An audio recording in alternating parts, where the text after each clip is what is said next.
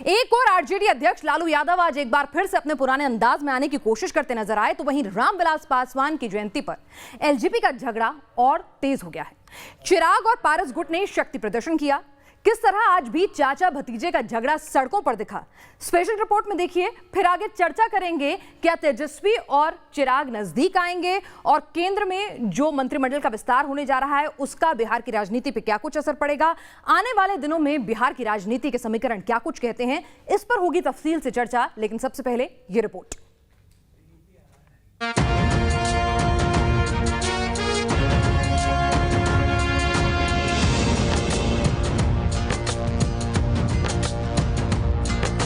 राष्ट्रीय जनता दल, हम राष्ट्रीय जनता दल, हम राष्ट्रीय जनता दल, हम राष्ट्रीय जनता दल।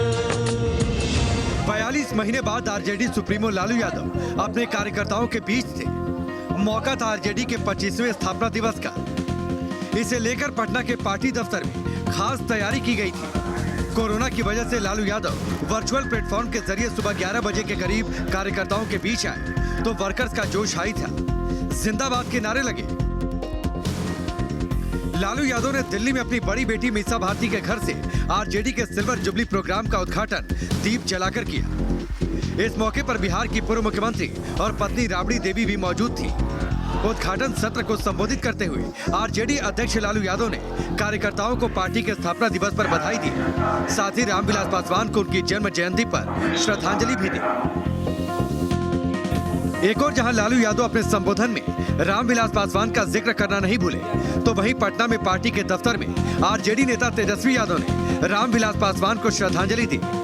आरजेडी ने इस खास मौके पर एक वीडियो को भी जारी किया है जिसमें पिछले 25 सालों के संघर्ष को दिखाया गया। राष्ट्रीय जनता दल, हम राष्ट्रीय जनता दल, हम राष्ट्रीय जनता दल, हम राष्ट्रीय जनता दल। उद्घाटन सत्र के बाद दोपहर में लालू यादव ने एक बार फिर कार्यकर्ताओं से संवाद किया। कहा कि वो गरीबों के अधिकार की लड़ाई आखिरी सांस तक लड़ते रहेंगे। साथ ही उन्होंने बढ़ती उम्र और बीमारी की वजह से सक्रिय राजनीति छोड़कर मार्गदर्शक की भूमिका निभाने से इनकार कर दिया। हालांकि लालू यादव का फोकस पार्टी को एकजुट रखने का था। हम सभी मिल करके जनता को संगठित करके हमारी ताकत है। मैंने ताकत की बात नहीं कर रहे हैं, जनता का ताकत है। पिछड़े हैं, गरीब हैं, अल्पसंख्यक हैं और ये दलित लोग हैं, महादलित हैं। राष्ट्रीय जनता दल का उज्ज्वल भविष्य है और भविष्य नहीं, निकट भविष्य में हम देश को आगे बढ़ाएंगे। चारा घोटाले में दोषी और जमानत के बाद रिहा होने के बाद लालू यादव का आरजेडी कार्यकर्ताओं से ये पहला सामूहिक संवाद था। वहीं लालू की वापसी के बिहार में क्या सियासी मायने होंगे, वो इन पोस्टर्स से बखूबी समझा जा सकता है। बिहार में बीते विधानसभा चुनाव हो या दूसरे बड़े सियासी अवसर, लालू यादव अपने ही पार्टी के पोस्टर से दूर रहे। लेकिन अब एक बार फिर पार्टी के स्थापना के रजत जयंती समारोह की तैयारियों के बीच जगह जगह लगे पोस्टर्स में वो नजर आ रहे हैं। पार्टी के पोस्टर्स पर लालू की तस्वीर अपने आप में बहुत कुछ बयां कर जाती है। पटना में लगे इन पोस्टर्स में से एक तरफ लालू यादव हैं, तो दूसरी तरफ तेजस्वी यादव और उनकी मां राबड़ी देवी। माना जा रहा है कि पोस्टर पर लालू यादव की वापसी से पार्टी ने कहीं न कहीं ये संदेश दे दिया है कि लालू यादव के बगैर तेजस्वी का जादू नहीं चलेगा। बिहार की राजनीति में लालू का कमबैक। कहते हैं लालू प्रसाद यादव जब भी आते हैं धमाके के साथ वापसी करते हैं। एक लंबे अंतराल के बाद, जेल से छूटने के बाद, स्वास्थ्य लाभ के बाद लालू यादव एक्टिव पॉलिटिक्स में लौटे। वर्चुअल मीडियम से ही लौटे, मगर उनकी वापसी ने कार्यकर्ताओं में, पार्टी में एक नया जोश भर दिया। उन्होंने बताया कि बिहार में और केंद्र में जो सरकारें हैं वो गरीब विरोधी हैं। लालू यादव बार बार ये बताना चाह रहे थे कि वो गरीब के बेटा हैं, फुलवरिया गांव से आते हैं। देखिए अब लोगों के हाथ में जो झंडे हैं उसमें भी लालू यादव दिखते हैं। लालू यादव की वापसी, लोग जो कैप लगाए हुए हैं उसमें भी लालू यादव हैं। भैया लालू यादव जी कैसा लगा भाषण आप सुन के? बहुत बेहतर। हाँ जी, आपने कैप भी लगाया है लालू यादव? हाँ, कैप भी लगाया है, लालू चालीसा भी बनाया है। लालू चालीसा भी आपने बनाया है। तो देखिए लालू यादव जैसे ही लौटते हैं उनके प्रशंसक अपने अंदाज में वापस आते हैं। और पटना के सड़कों की तस्वीर आज देखिए तो पटना का रंग रूप बदला बदला सा है। आप देखिए किस तरीके से आरजेडी कार्यालय के बाहर रौनक है। दोनों तरफ के तमाम पोस्टर्स लगे हैं और जो चर्चा चुनाव में होती थी कि पोस्टर से लालू और राबड़ी गायब हो गए हैं, अब देखिए तेजस्वी के साथ लालू यादव की तस्वीर ये बताती है कि पार्टी को ये लगने लगा है कि लालू यादव की मौजूदगी पार्टी के लिए ज़रूरी है। और लालू यादव ने कहा कि मैं बहुत जल्द आपके बीच में आऊँगा। वीडियो जर्नलिस्ट सत्येंद्र के साथ तेजस्वी सिन्हा, न्यूज़ नेशन, पटना। तो एक और आरजेडी अध्यक्ष लालू यादव आज एक बार फिर से अपने पुराने अंदाज में नजर आए, तो वहीं रामविलास पासवान की जयंती पर एलजेपी का झगड़ा और तेज हो गया। चिराग और पारस गुट ने शक्ति प्रदर्शन किया। किस तरह अभी भी चाचा भतीजे का झगड़ा सड़कों पर नजर आ रहा है, देखिए इस रिपोर्ट में, और फिर बिहार के समीकरण पर होगी विस्तार से चर्चा।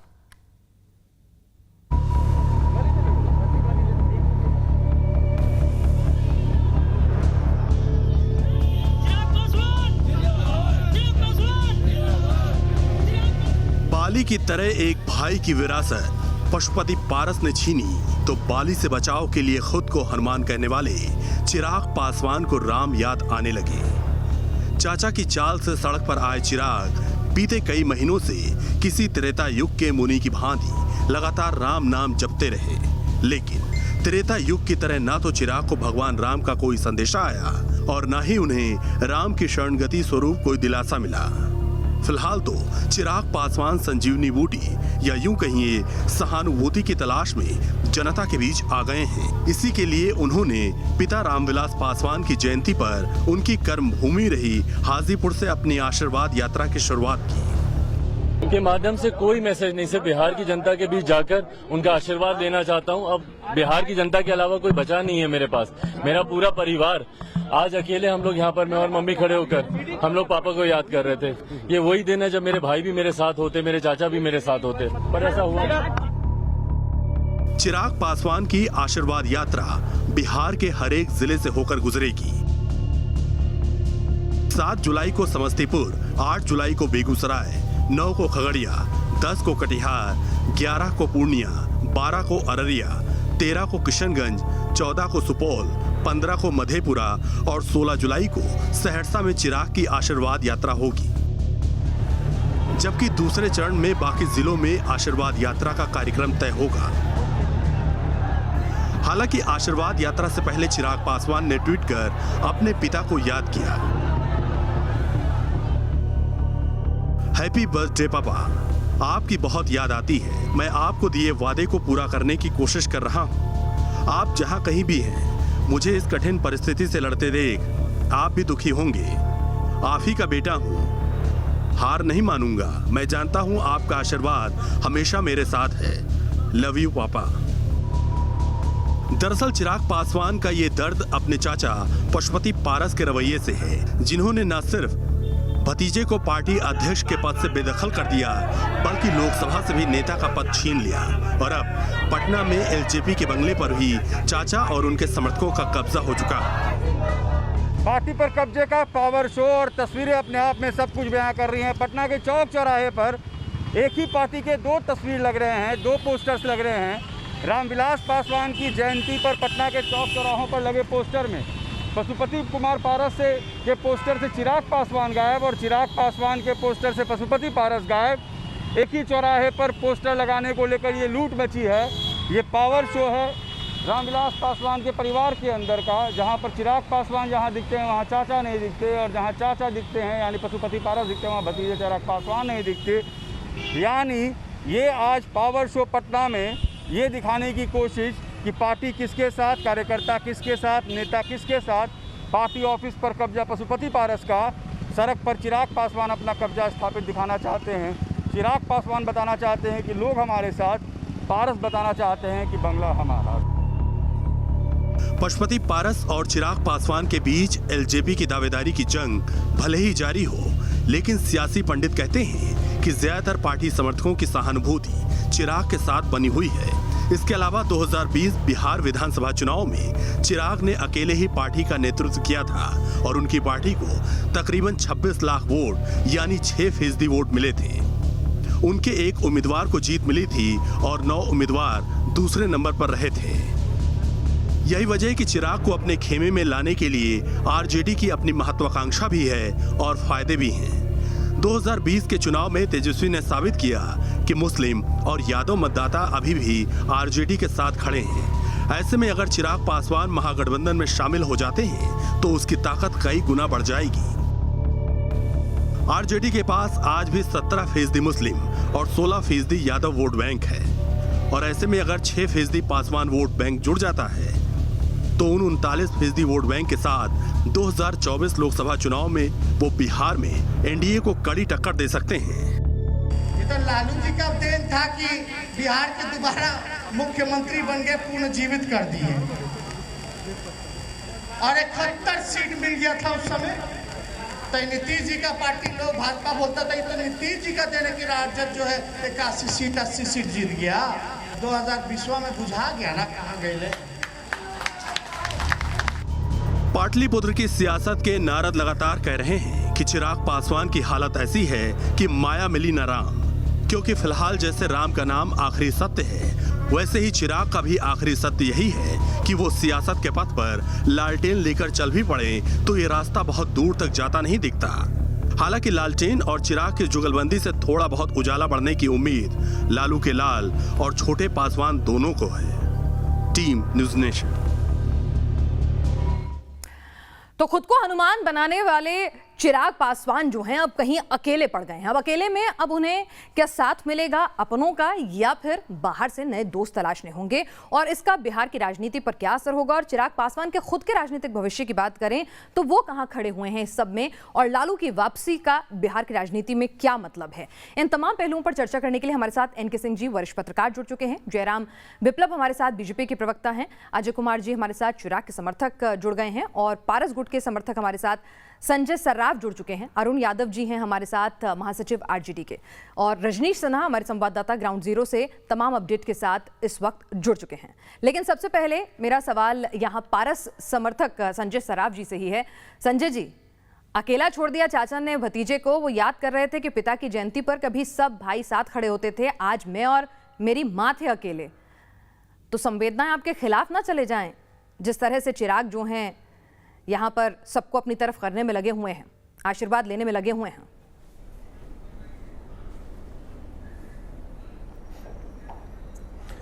देखिए, इसमें कोई शक नहीं है, चिराग एक बहुत अच्छा आर्टिस्ट है, फिल्म इंडस्ट्री से आया है, फिल्म इंडस्ट्री में था।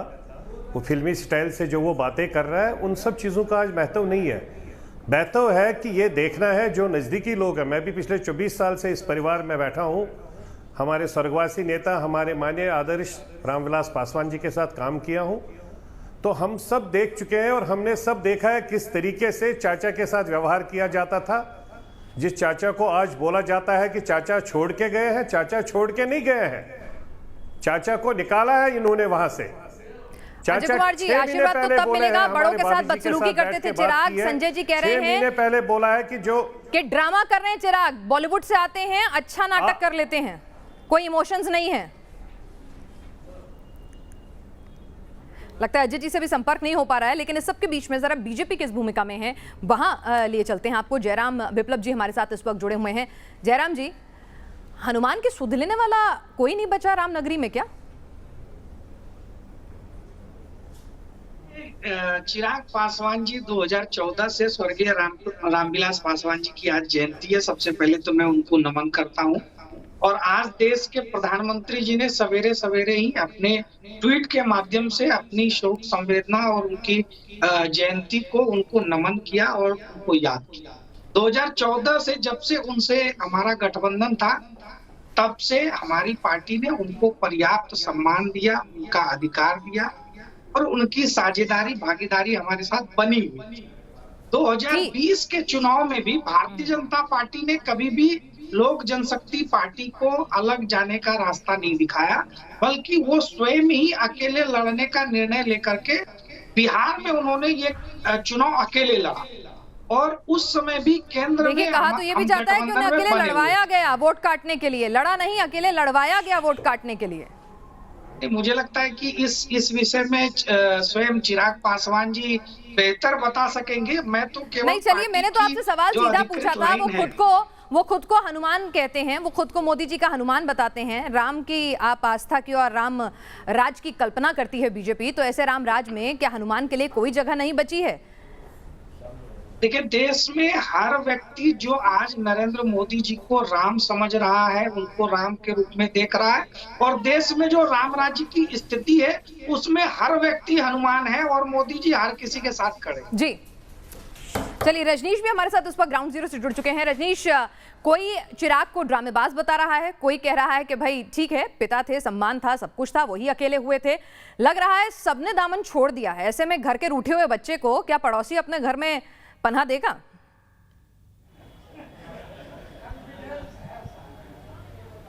देखिए, लग तो रहा है पिनास की पड़ोसी से ही वो पनाह मांग रहे हैं, मगर इस वक्त मैं मौजूद हूँ लोजपा प्रदेश कार्यालय में। बिल्कुल आपने सही कहा, ग्राउंड जीरो। आज यहाँ पर जयंती बनाई जा रही है और ठीक मेरे पीछे देखिए पशुपति कुमार पारस बैठे हुए हैं, पार्टी के अध्यक्ष हैं, सांसद हैं, और किस तरीके का माहौल है। जो तमाम लोग हैं उनके आसपास के, उनके करीबी लोग, सभी लोग बैठे हुए और काफ़ी गमगीन माहौल है आज का। पिनाज आपको सीधी तस्वीर हम दिखा रहे हैं। ऊपर रामविलास पासवान की तस्वीर है, नीचे पशुपति पारस बैठे हुए हैं, फिर उनके पिताजी की तस्वीर है, बगल में रामचंद्र पासवान जो छोटे भाई थे वो वहाँ पर बैठे हुए हैं और सभी लोग यहाँ पर मौजूद हैं। पशुपति पारस, आज दिन बहुत गमगीन। पिनाज आज भैया को याद कर रहे हैं। पारस जी, बहुत याद आ रही है। कल रात से ही मैं बहुत परेशान हूँ और कभी कभी फ़ोटो देखता हूँ जो आशीर्वाद दे रहे हैं मुझको, देख लीजिए आशीर्वाद वाला फ़ोटो, तो मुझको लगता है कि वो जीवित है और मुझको आशीर्वाद दे रहे हैं। मेरे जन्मदिन पर आशीर्वाद दे रहे थे। हाँ, वो तस्वीर सब जगह लगी हुई है। हाँ, वो लगी हुई है। रजनीश जी, हमारे यहाँ कहा जाता है अगर पिता का साया सर से उठ जाए तो चाचा ताऊ ही पिता की भूमिका में होते हैं। यहाँ तो चिराग कह रहे हैं कि मेरे को और मेरी माँ को अकेले छोड़ दिया, छोड़ के चले गए समय से पहले, और छोटा भाई भी छोड़ के चला गया, और इस मझधार में मुझको अकेले छोड़ के चले गए लोग। इसलिए मैं बहुत ही अंदर से, आत्मा से मैं खुश नहीं हूँ। आप कह रहे हैं आप दुखी हैं, आपको भैया ने मझधार में छोड़ दिया है। इधर चिराग पासवान कह रहे हैं कि हमें चाचा ने मझधार में छोड़ दिया, मुझे और मेरी माँ को। ये पारिवारिक मामला है, वो राजनीतिक मामला है। हाँ, दोनों दो चीज़ है जी। परिवार को अब राजनीति से नहीं जोड़िए और राजनीति को परिवार से नहीं जोड़िए। लेकिन इस बात का भी तो आपको दुख होगा कि आज भैया की आप जयंती कर रहे हैं और भतीजा जो है वो अपना बाइक शो कर रहे हैं, वो रोड शो कर रहे हैं, वो अलग जयंती बहुत दुख है, आत्मा से तकलीफ है मुझको। वो भी मेरा बेटा और भतीजा है, मेरे परिवार का अंग है, मेरा खून है, ये मुझको तकलीफ है। लेकिन वो गलत लोगों के चंगुल में चला गया। उनके जो सलाहकार लोग हैं वो अच्छे सलाहकार लोग नहीं हैं, वो अच्छे सलाहकार नहीं हैं। उनका जो किचन कैबिनेट है उसमें अच्छा लोग नहीं है। अच्छा लोग रहता आज चिराग पासवान का झंडा आसमान में फहरता। भारत सरकार पासवान कह रहे मुझे अपनों ने धोखा दे दिया, चाचा ने धोखा दे दिया। अब चिराग पासवान से पूछिए कि चाचा ने क्यों धोखा दिया। चाचा तो तुम्हारी सब बात को माना, तुमको राष्ट्रीय अध्यक्ष हमने बनाया, तुमको पार्लियामेंट्री बोर्ड के चेयरमैन बनाया, तुमको संसदीय दल के नेता बनाया, तुमको सब अधिक जैसे जैसे पासवान जी बोले वैसे वैसे राष्ट्रीय अध्यक्ष में भी प्रस्तावक मैं ही था। ये आपको मालूम होना चाहिए। राष्ट्रीय अध्यक्ष में भी प्रस्तावक मैं ही था। केंद्र में मंत्रिमंडल का विस्तार होना है, तुमको जैसे तो वहाँ भी अब चाचा भतीजा तो अलग हो गए हैं और चाचा की पेट का दबदबा लगता है। प्रश्न आपने किया तो सुनिए। ठीक है, चिराग पासवान जी राष्ट्रीय अध्यक्ष बने और बिहार विधानसभा का चुनाव हुआ और बिहार विधानसभा में 0 पर आउट हो गई। किसकी गलती है? चाचा की गलती है कि चिराग पासवान की गलती है? हमको ये बताइए। आप गलती उसकी है। और हम सब लोगों ने 6 सांसद में 5 सांसद हम लोग कहते रह गए कि हम गठबंधन में चुनाव जीत के आए हैं, तुम गठबंधन करो। पार्टी के 99% लोग, अभी पार्टी के तमाम लोग यहाँ बैठे हुए हैं, सब लोगों की राय ले लीजिए आप।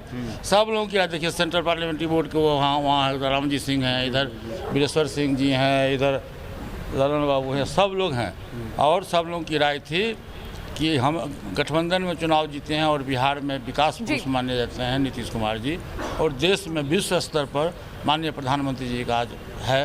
इंदिरा गांधी से भी ताकतवर, अधिक ताकतवर प्राइम मिनिस्टर अभी हम लोगों के देश को मिला है। तो दोनों आदमी के नेतृत्व को हम स्वीकार करें और हम चुनाव लड़ें, गठबंधन के तहत चुनाव लड़ें। मैं आपको बताता हूं कि आज गठबंधन के अंदर ये गलत झूठ बोलता है, लोग सफेद झूठ बोलता है। चलिए, तो यहाँ पर पारिवारिक मामला, राजनीतिक मामला जो है काफी पेचीदा लग रहा है। चैलेंज करता हूं। जी जी, रजनीश, आप इनसे पूछिएगा कि मंत्रिमंडल विस्तार में भी ये अपने लिए क्या कुछ तलाश रहे हैं। लेकिन इस सब के बीच में वरिष्ठ पत्रकार एनके सिंह जी जुड़ गए हैं। सबके अपने अपने तर्क हैं एनके सिंह जी, लेकिन क्या आपको लगता है चिराग के साथ खेला हो गया?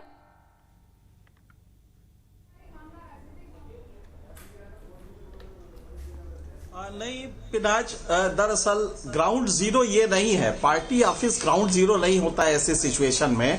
ग्राउंड जीरो होता है मासेस, जो उनकी कम्युनिटी, उनके कास्ट के लोग जमीन पे है ना, उनको वहां जब जाएंगे आप तो हकीकत पता लगेगी। और हकीकत बहुत सिंपल है, भारत में बाप का जो उत्तराधिकारी होता है वो बेटा होता है। आपको याद होगा जब इंदिरा गांधी का एसेसिनेशन हुआ था तो राजीव गांधी को कांग्रेस को कितने परसेंट वोट मिले थे? 48.15% वोट मिले थे, जो इतिहास में कांग्रेस का उतना ज्यादा कभी नहीं। ये सिंपैथी वोट होता है। आज भी जो मासेस है, जिस वर्ग को वो लीड करते हैं, वो सारी की सारी इस समय चिराग के साथ है। पैसे भी पारस को अंग्रेजी में मुहावरा है बास्किंग इन रिफ्लेक्टेड ग्लोरी। पारस वगैरह ये सब सैटेलाइट्स हैं जो कि एक रामविलास पासवान के जो रोशनी थी उससे रिफ्लेक्ट होते थे, उससे चमकते थे।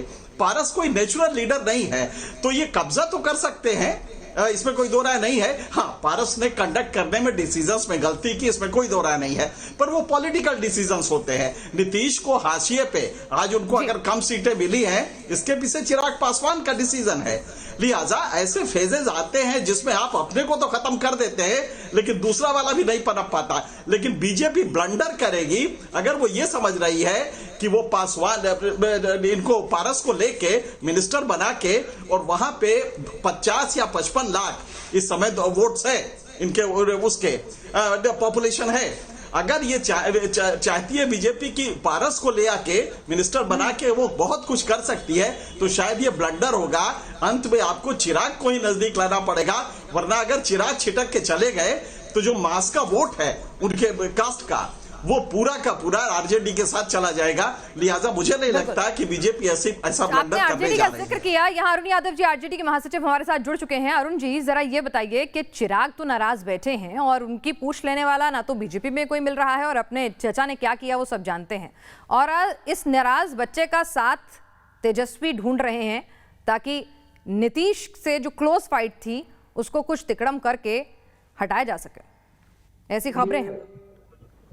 देखिए, ऐसी बात है कि जो चिराग पासवान ने अपने आप को राम भक्त हनुमान यानी मोदी भक्त हनुमान बताने की कोशिश की थी, तो हमें लग रहा है कि इतिहास मोदी जी को नाम काले अध्याय में लिखेंगे, क्योंकि चिराग ने तो हनुमान की भूमिका निभा करके लंका में आग लगा दी और जदयू को नुकसान बहुत ज्यादा, इतना नुकसान पहुंचाया कि वो 3 नंबर की पार्टी बन गई। अब राम के कहने पर हनुमान ने लंका में आग लगाई और जब उसके पूंछ में आग लग गई और मुंह काला हो गया तो बनाने के लिए तैयार नहीं है। तो ये बड़ा विचित्र स्थिति है कि एक दलित के बेटे को इस प्रकार से। पर आप क्या कर रहे हैं सबके बीच में? हमें तो जो करना है हम तो गले लगाने के लिए तैयार है। वो भले हनुमान कहे, लेकिन हम तो उन्हें हनुमान नहीं कह रहे हैं, वो हम तो उन्हें कह रहे हैं कि वो प्रताड़ित है, एक दलित नेता प्रताड़ित है नरेंद्र मोदी के द्वारा और उसे राष्ट्रीय जनता दल। आज हमने रामविलास पासवान सेट कर दिया है, आपने नैरेटिव सेट कर दिया है कि एक दलित नेता प्रताड़ित है जिसने अपने आप को मोदी का भक्त हनुमान बताया और मोदी जी उसको तवज्जो नहीं दे रहे हैं। और यही बात यहाँ पर कहीं ना कहीं इस सिंपैथी वेव की बात, इसका जिक्र जो है वरिष्ठ पत्रकार एनके सिंह भी कर रहे थे, जयराम विप्लव जी। तो क्या बीजेपी चिराग को इग्नोर करके यहाँ अपने लिए कहीं ना कहीं इमेज डेंट भी कर रही है और ग्राउंड जीरो पर उनके वोट बैंक से भी कहीं ना कहीं हाथ धो बैठेगी? देखिए, मुझे लगता है कि अभी इन सारी चीजों पर आकलन करना, आशंकाएं व्यक्त करना, ये बहुत ही बेमानी होगा। और राजद और कांग्रेस के लोग तो चाहते ही हैं कि तरह तरह से वो कहीं ना कहीं से दूसरों की ताकत अपने साथ जोड़ सकें, क्योंकि इनकी ताकत एक जगह जाकर सिमट गई है, वहां से ये आगे नहीं बढ़ पा रहे। एक परिवार के बाहर की पार्टी तो रह नहीं गई है। राजद के लोग जो आज अपना स्थापना दिवस मना रहे थे, ये आज लालू परिवार के बाहर इनका कोई जनाधार नहीं रह गया है। एक परिवार और एक समीकरण की पार्टी बनकर रह गई है। तो उनकी बात जाने दीजिए, वक्त का इंतजार करिए। चिराग पासवान जी को और लोजपा को या स्वर्गीय रामविलास पासवान जी को भाजपा ने जितना सम्मान दिया है, वो शायद ही मोदी जी ने जितना प्रेम किया, सम्मान दिया है, वो शायद कहीं और मिलेगा। और इनसे चलिए देखते हैं कि वो प्रेम दोबारा जागेगा और चिराग के लिए कुछ हृदय परिवर्तन होगा या फिर चिराग अब बीते दिनों की बात हो गए, क्योंकि विधानसभा चुनाव में जो काम उन्हें करना था वो कर चुके हैं। बहरहाल आप सभी लोग इस चर्चा में हमारे साथ शामिल हुए, आपका बहुत बहुत शुक्रिया।